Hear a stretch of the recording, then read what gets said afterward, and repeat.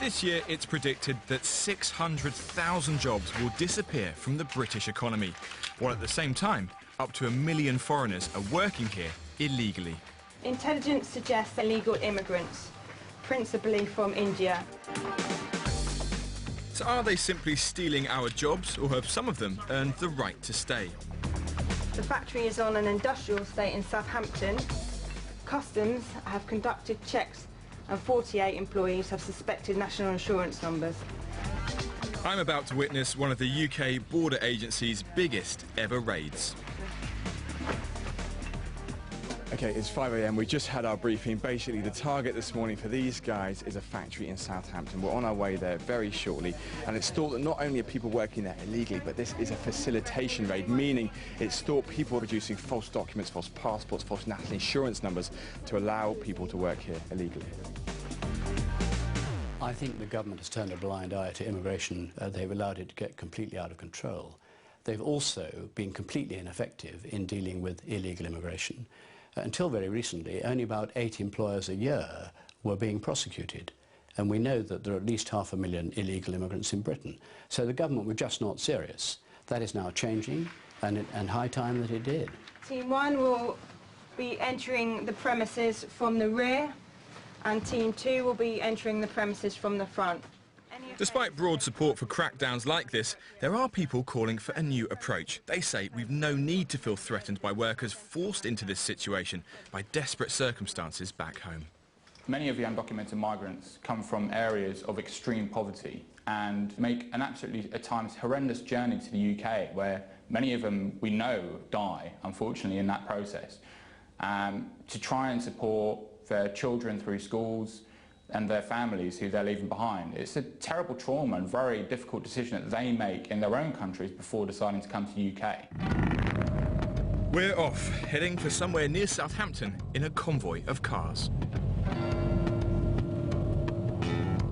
It's so suspect, isn't it? You just got about 10 blacked out motor vehicles. There's not only police and immigration officers, but we've got a forgery specialist. We're going to have marine police when we get there because it's near a river. Translators. It's thought many of the people working illegally here are actually Indian. So it's a really big team and a very, very serious operation.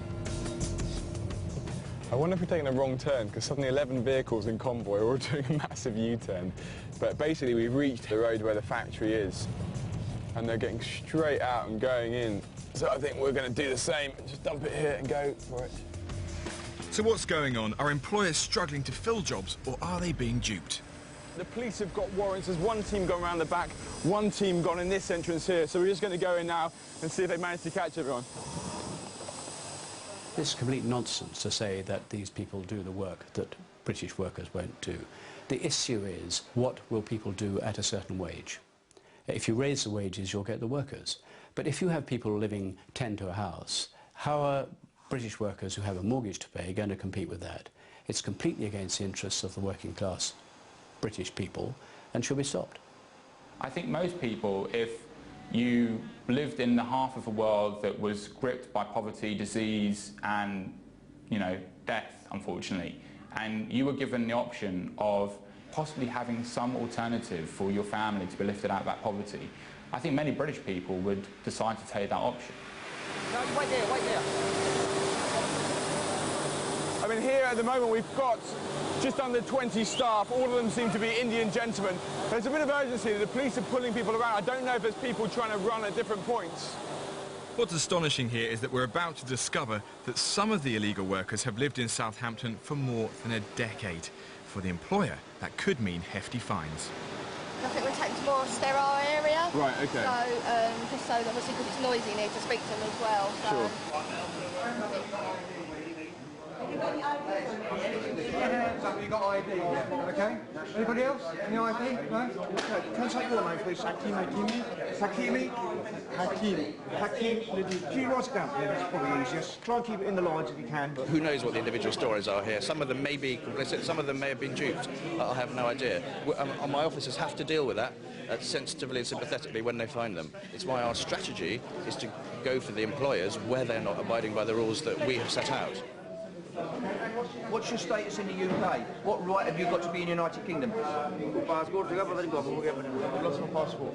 Right, listen, I'm going to caution you, you're not under arrest, okay? You do not have to say anything, but it may harm your defence if you do not mention when questioned something which you later rely on in court. We're basically looking for his name, his date of birth, nationality, when they entered the UK, whether they came by visa or whether they came in by lorry. And we've established with that chap that he came in, or so he says at the moment, he claims to have come in with a visitor's visa, which should have lasted 6 months. He hasn't since applied to the Home Office for further leave, so basically he's what we call an overstayer. It costs around £11,000 to deport each illegal worker found, but a new pressure group, Strangers into Citizens, says it would be far better to let some of the long-term illegal workers stay and contribute to the economy. In effect, they're calling for an amnesty. We're proposing that for undocumented migrants who've been living in the UK for 4 years should be given an opportunity to work legally, take part in a society legally for 2 years. At the end of that 2-year period, we need to make a decision on whether they end up being deported or whether they are allowed to live in the UK permanently. And that decision is based on a number of different factors. 1, references from their employer. 2, they have to speak and write in English to a good degree. 3, they mustn't have been in trouble with the police. You came to the UK 11 years, not months, 11 years. Sorry? 11 years ago. When did you enter the UK? England ka doon. Kish, what do you speak? Hindi. You speak Hindi? Yeah. Can we borrow you in a minute? Have you ever seen immigration? No, you've never been to the Home Office. You've never claimed asylum. No? So you're just checking details here? I mean, what have you found out so far? Subject states, through his broken English, states that he came into the UK 11 years ago in a car. States he's never been to immigration or seen or been to the Home Office. Well, what we'll be looking to do now is he'll be arrested, taken down to the station, further interviewed, and if we can prove that and we can get a travel document, he'll be removed back to India. Can you look this way, please, sir? Very much. Thank you. Many undocumented migrants are generally the most vulnerable people in this country. They do not enjoy any of the protections that we take for granted. You know, if you have a long-term health condition, you won't be able to use the NHS services. And despite many people still thinking that undocumented migrants receive benefits, they actually don't. Of course, there's a human side to this as far as the illegal immigrants are concerned. There's also a human side as far as the British workers are concerned, because it's their jobs that have been undercut and sometimes taken from them. So there has to be a balance here. But it's very hard to argue that because someone has broken the law for 10 years, they should actually be rewarded with full access to the welfare state. I mean, that's absolutely bound to bring in millions of other people who want to do the same thing. You didn't come through immigration? Immigration officer na nikal kisi. No. So you entered the UK legally? I mean, I must say this is really quite large. We don't usually do this sort of size. It's usually much smaller premises. But, you know, this size or the smaller restaurants or things in between, it is an ongoing problem. And we're not looking to tolerate it any longer. So here we are.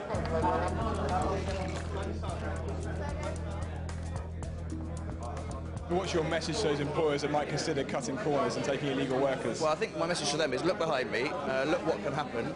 This kind of thing is happening 100 times a week across London and the South East.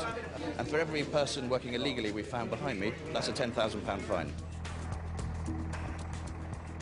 So this is the vehicle they're going to use to remove the illegal workers they found at the factory. You can see that they get locked in sort of miniature cells with seats, and from here they're going straight to Colnbrook and Heathrow, pending removal from the country. As the government publishes its draft Borders, Immigration and Citizenship Bill tomorrow, you can join the debate on BBC Radio Solent's Breakfast Show by calling 0845 30 30 961.